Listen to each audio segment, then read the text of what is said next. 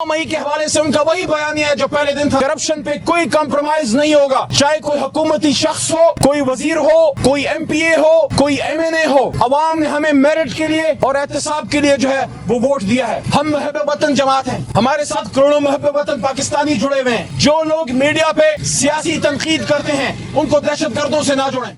Reserve seats पे ये हक उन कारकुनान का है जिन जेलें काटी हैं, जो इमरान खान साहब और बुशरा बीबी और लीडरशिप की हर केसेस पे अदालतों में मौजूद रहे हैं, जिन तकलीफें उठाई हैं। खासकर उन्होंने सराहा है खवातीन कारकुनान को जो जेलों में बेचारी बहुत तकलीफ गुजारी। तीसरी बात जो मेरे दिल के बहुत करीब है और मैंने इमरान खान साहब को ये बात की और आज इमरान खान साहब ने डायरेक्ट ऑर्डर दिए हैं और वो आपको मैं बताता हूँ वो क्या है। खान साहब को मैंने कहा कि 10 साल हमारे खैबर पख्तूनख्वा में हो गए हैं, ये हमारी तीसरी हुकूमत है और आपके करप्शन पे जीरो कॉम्प्रोमाइज है। और डायरेक्शन दीजिए कि करप्शन पे कोई कॉम्प्रोमाइज नहीं होगा, चाहे कोई हुकूमती शख्स हो, कोई वजीर हो, कोई MPA हो, कोई MNA हो। तरीके इंसाफ का कोई भी शख्स हो, अपने लोगों को नहीं छोड़ेंगे तो बाहर की तो सवाल ही पैदा नहीं होता।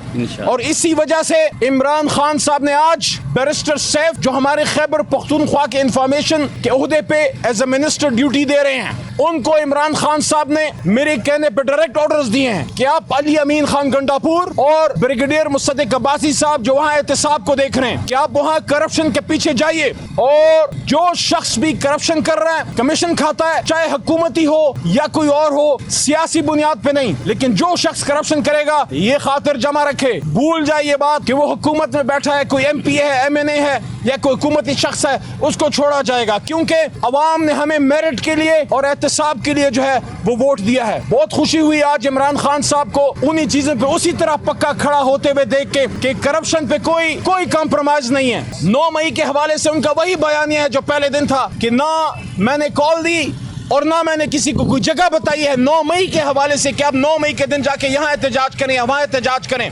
और रिजर्व सीट्स के हवाले से इमरान खान साहब की क्लियर डायरेक्शन है कि इसमें किसी सूरत में हम ज्यादती नहीं होने देंगे।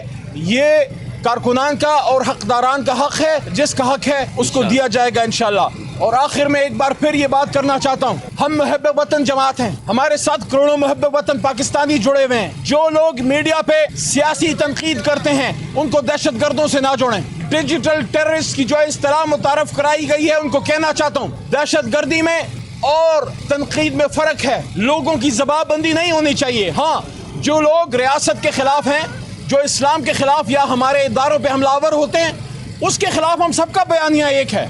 लेकिन हमारे बेगुनाह सोशल मीडिया वर्कर्स, जिस तरह हमारी लीडरशिप है, हमारे जो कारकुनान दफ्तर से और मुलाजमीन गिरफ्तार हुए हैं, रफीक बेचारा बलोचिस्तान से वहाँ 30-40 हजार का मुलाजिम होगा, उसको आपने क्यों गिरफ्तार किया है? उसके साथ हमारे अलवी हैं, आरिफ अलवी साहब नहीं, हमारे दफ्तर में हमारा एक भाई है अलवी, उसको उठाया गया है। जिस तरह आपने राशिद भाई, हमारा, मैं तो जब से PTI में हूँ मैं राशिद भाई को देख रहा हूँ, जिस तरह आपने राशिद भाई को उठाया है, क्या जुल्म है? वो तो एक तरीके इंसाफ का एक बुनियादी कारकुन है, ना MPA है, ना MNA है, ना उसका सोशल मीडिया से कोई लेना देना है, ना वो बेचारा इन चीजों को समझता है। फिर रिजवान को आपने उठाया है, उसकी बूढ़ी माँ है, उसके बच्चे हैं, रिजवान को 20 दिन से ज्यादा हो गए, कोई उसका आता पता नहीं है। और फिर रऊफ हसन 75 साल कैंसर सर्वाइवर, आज आपको दहशतगर्द भी नजर आ रहा है, आज आपको पता नहीं वो क्या क्या नजर आ रहा है। असल में उसका गुनाह यह है कि वो लगी लिपटी रखे बगैर इमरान खान साहब को सपोर्ट करता है और वो खड़ा है इमरान खान के साथ। मैं समझता हूँ रऊफ हसन साहब को रहा किया जाना चाहिए और उसी तरह हमारे बेगुनाह कारकुनान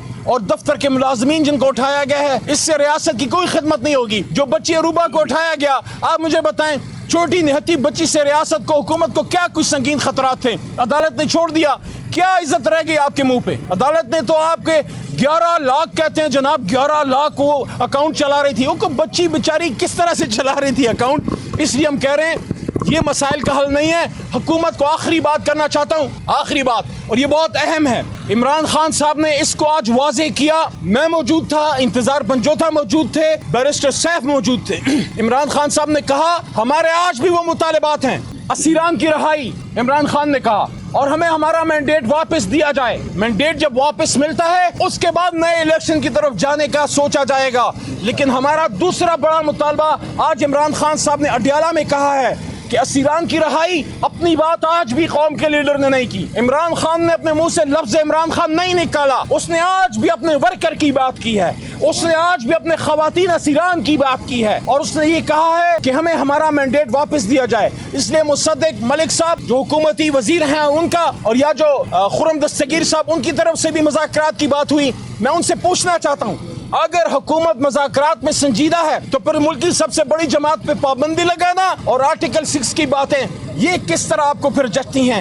یا پھر آپ مذاکرات کریں یا پھر تحریک انصاف پہ حملہ آور ہوں. لیکن ہم اگر پازیٹو مذاکرات ہوتے ہیں, ریزلٹ اورینٹڈ میننگ فل, جس میں اسیران کی رہائی ہوتی ہے اور مینڈیٹ کی واپسی, اس سے ملک کے مسائل کا حل نکلے گا. اداروں سے لڑنا ہمارا مطمع نظر نہیں ہے, ہم اسٹیبلشمنٹ یا اداروں کے کوئی دشمن نہیں ہیں. لیکن عمران خان صاحب نے یہ بات واضح طور پہ کی ہے کہ اداروں کو کہا تھا کہ آپ نیوٹرل ہو جائیے. مطلب یہ ہے سیاسی مقابلے میں اپنا آئیے, آپ کا ایک مقام ہے, سیاستدانوں کے لیے چھوڑ دیجئے. بہت شکریہ. بعض اوقات سوالات سے بہت سے ابہام کلیئر ہوتے ہیں. 9 مئی کا سب سے اہم ہے, اس پہ عمران خان صاحب نے آج پھر اس کی وضاحت کی ہے اور کلیئر موقف دیا ہے, اور ریٹن میں ہمارا سٹیٹمنٹ بھی جو ہے ہمارے وکلا دے دیں گے کہ عمران خان صاحب 9 مئی کے دن زیر حراست تھے, وہ کال دے ہی نہیں سکتے تھے, اس لیے نہیں دی. اور 9 مئی کے حوالے سے کسی بھی جگہ عمران خان صاحب نے کسی کو یہ نہیں کہا کہ آپ فلاں جگہ جائیں یا یہاں جائیں یا وہاں جائیں. ہاں 18 مارچ کو جب ان کو گرفتار کرنے کی کوشش کی گئی تھی اور گھر پہ اس سے پہلے ہلہ بولا گیا, تب انہوں نے کہا تھا کہ آپ پیسفل احتجاج کیجئے.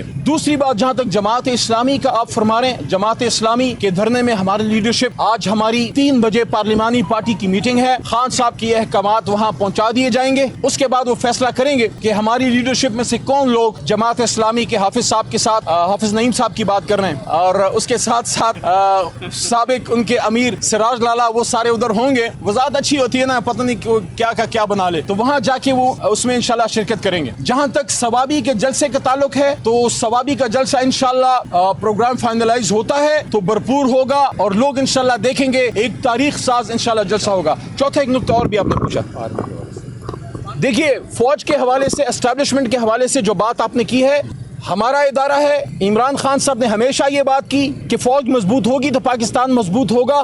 ہاں پاکستان کے سیاسی امور میں اسٹیبلشمنٹ کے رول کے وہ ہمیشہ خلاف رہے ہیں. باقی ان سے اگر گفتگو ہوتی ہے, کوئی انگیجمنٹ ہوتی ہے جس سے غلط فہمیاں دور ہوتی ہیں, تو یہ اچھی بات ہے. بہت شکریہ.